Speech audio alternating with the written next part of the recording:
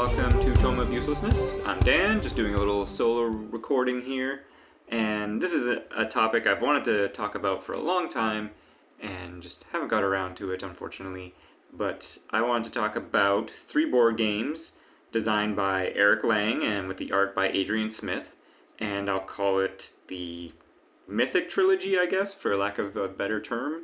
But the board games are Blood Rage from 2015, Rising Sun from 2017, and Ankh just recently from 2021. You know, I'm late to the party, I guess, on talking about these. I did an unboxing video for Rising Sun a while back when it first came out, and I was going to do one for Ankh as well, but kind of just decided not to do that because I wanted to kind of more do something, talk about it after I'd played it. Opening everything up and looking at all the componentry is pretty cool. But yeah, I just wanted to kind of record something after I'd played the game and had a chance to get into its mechanics. What's interesting, of course, and what's really cool about these 3 games is, like I said, it's kind of, they're all mythical ages from different things. So the Blood Rage is a mythical Viking game, Rising Sun is a mystical or mythical, Japan/China, Eastern setting, and then Ankh is mystical or mythical Egypt, of course. And they all kind of, except for Rising Sun, Blood Rage is the apocalypse is upon Midgard, and you're gonna fight your way for glory. Rising Sun is more just represents a year in that world, and then you kind of follow the same tradition, sort of that, actual samurai warfare took place in the springtime. That's the year, basically. It's like fall. You just go through the seasons, and then the game ends on winter. And then Ankh is kind of, again, more of an apocalyptic scenario where the times are changing and the citizens and people of Egypt are starting to question the power of the gods, and basically only one god's going to rule and reign supreme at the end of the game. So again, a little bit more apocalyptic in its theming, I guess.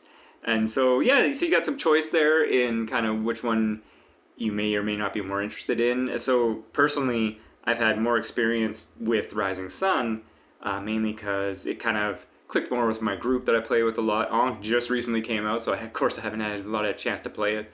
And then Blood Rage, some of the mechanics just didn't kind of work. I want to get it to the table again, but it didn't work with some of my players. But I think because at the time we were just sort of unfamiliar with some of the mechanics. With this group, we've played more games, and so, maybe we could play a little better. And like with any board game, of course, the more you play it, the more familiar and everything starts to run smoother. So there's that. That is a major factor, of course, with any board game. If you're interested in any of these kinds of themes, these are great games for that.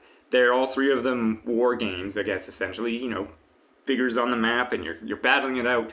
But what I really like about all 3 of these is that unlike previous generations of war games, let's say, like an Axis and Allies or, Risk or whatever you want to go with, winning the fight is actually not the most important thing.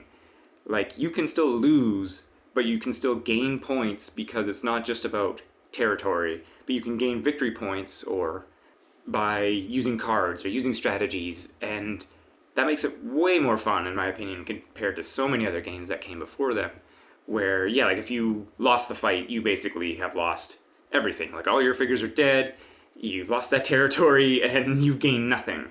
The sacrifice was in vain, in a sense, but in all 3 of these games, there are strategies that you can purposely be sacrificing your troops for gaining victory points, or in Rising Sun, for example, you can lose the fight but then outbid your opponents on the Imperial Poetry, and you gain the victory points comparatively to them and stuff like that. And then Ankh, same thing, you can be sacrificing your troops, but you can have the majority territory or majority in the temples and stuff like that, so you're still gaining points even though you may lose the fight. And then winning the fight, of course, gives you bonuses, right? Because you won the fight.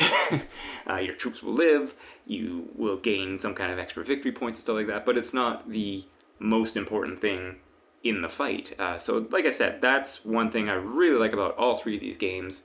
And it's a commonality about all 3 of them, where, you can still sort of eke out victories and gain even in the losses.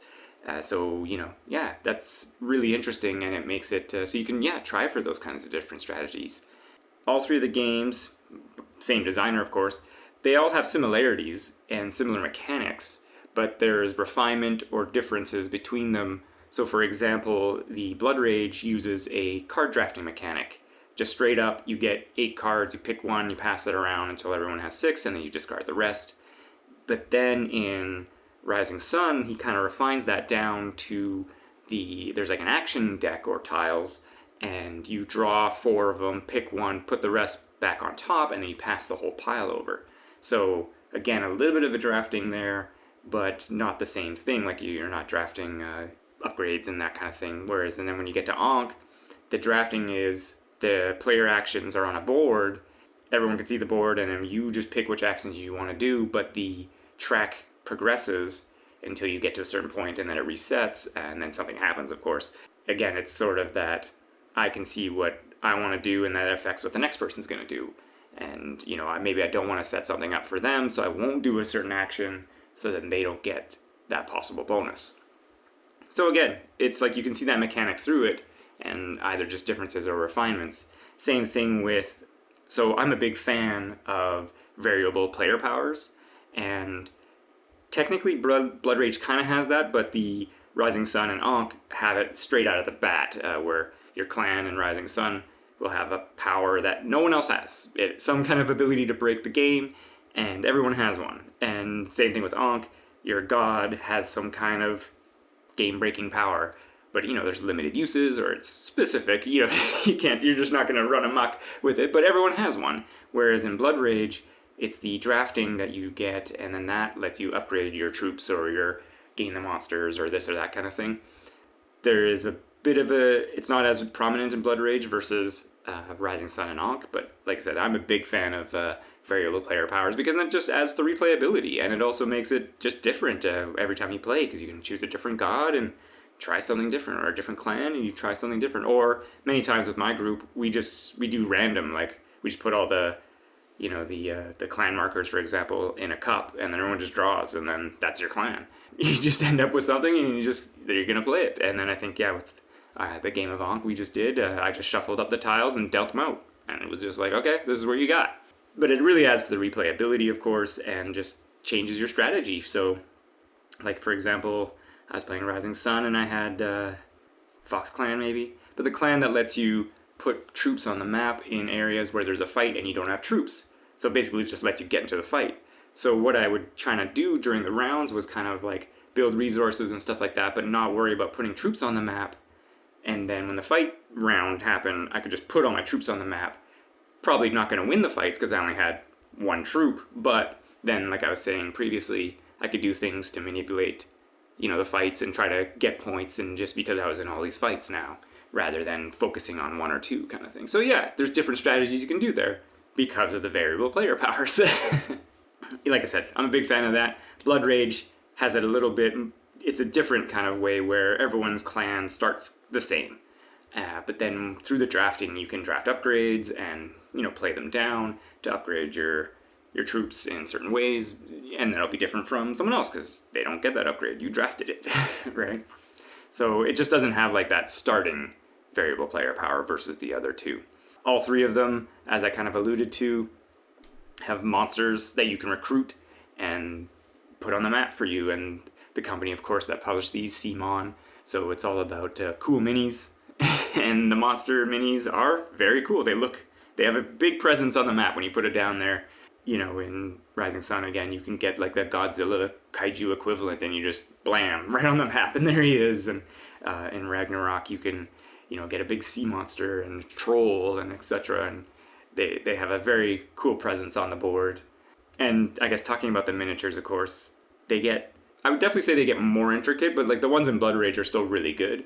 But they get definitely more intricate as it goes on, especially considering when you get to Ankh, every player has their god, and they all have a god figure, and it's quite tall. It's like triple the size of the other miniatures. They have, again, quite the presence on the map. And then you have your army as well, and then all the monsters you can recruit. These definitely came out in an era, just from a personal, I was unaware kind of how the Kickstarter system kind of worked when it came to Blood Rage. So that one I only have like a 5-player expansion in the base game, but then I kickstarted both the Rising Sun and Ankh because I really enjoyed Blood Rage, and I was more aware. So I have all of the expansions and upgrades, and it's very impressive, and there's just so many more things. Again, adding to the replayability.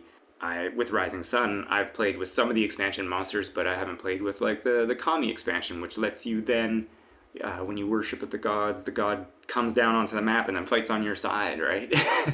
And again, having limited playthroughs on Ankh, haven't had a chance to dive into all that content.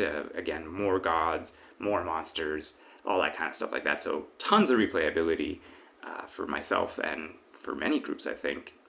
Not only the variable player powers, but with Ankh especially, its map is the Nile region, and it's split into 3 regions, but then they have these merchant trains that are made up of camel figures that split the map up, and as the game progresses, the player becomes the person who draws the lines. So immediately right there, it's going to be just different every time because people are going to draw the lines differently. Where people have their temples and their figure, their obelisks and stuff like that, will make it. Someone's going to just draw the lines different to try to make it better for themselves. In the game we played, I had 2 temples in a location, and I was able to draw the line, so I just cut that section out. So then I was the temple guy in that little section. And later on in the game, someone again, same. They had more pyramids in an area, so they just cut out and redrew the line. So yeah, that'll change the game and allow so much replayability because literally the map is being redrawn. Comparatively to the other 2, Blood Rage, its map, it's made up of 9 territories centered around the World Tree, Yggdrasil, probably, of course, butchered that. And then in Rising Sun, it's more of a, like a Japan-type island continent made up of probably the same thing. I think it's probably about 9 territories or so. They're connected by shipping ways and by the territory themselves. And Blood Rage as well has some water territories that go around it that you can put your boats and your sea monster if you recruit that in there. So simple maps, but that's because the games, they're not about that kind of complexity, right? Except for Ankh, like I said, adds a little more into that where they have a hex grid and you only have 1 dude in each hex or a building and stuff like that, but it's not overly complex comparatively to pure wargaming. The games themselves, like I was alluding to earlier, is they're not very well. They're long because they're just like, they're big and they take just time to do everything, and especially when you're unfamiliar with what's going on. But the round structure, I guess that is like that's one thing I like about these games is that like I think Blood Rage is 3 rounds. Same thing with Rising Sun, and Ankh plays a little longer, but it was pretty quick still, because like I said, it streamlined down some of those mechanics so that you're not spending a lot of time doing like non-game type actions where you have to like do like cleanup or moving around or drafting or that kind of stuff. It's all happening at the same time, so it kind of plays pretty smooth. And that's, again, a positive. All 3 of these games play pretty smoothly, again, especially with familiarity and just kind of how they go, because you're like, I'm going to do this action, you do the action, then the next player does his action, and then there's a fight. And then the fights are all basically, you're comparing strength of your troops versus their strength. You can do some stuff with either cards or variable powers and stuff like that, and then it's just whoever has the most, they're the winner. So it's easy, like I said. That's what makes it fun, and that's what makes it so you can concentrate on playing the game and coming up with your strategies and everything like that. So really cool, a lot of fun. I would say, I guess in the negative is because these games are published with miniatures. They're on the more expensive side. There's no doubt that, especially like I said, I bought they kickstarted the Uber versions of them. It was expensive, unfortunate, but that's part of a lot of these games now. They're sort of going that direction because clearly players like them. I mean, like I said, they have a really cool presence on the map versus a token. You got this cool figure, but does up the costs. There's no doubt about that.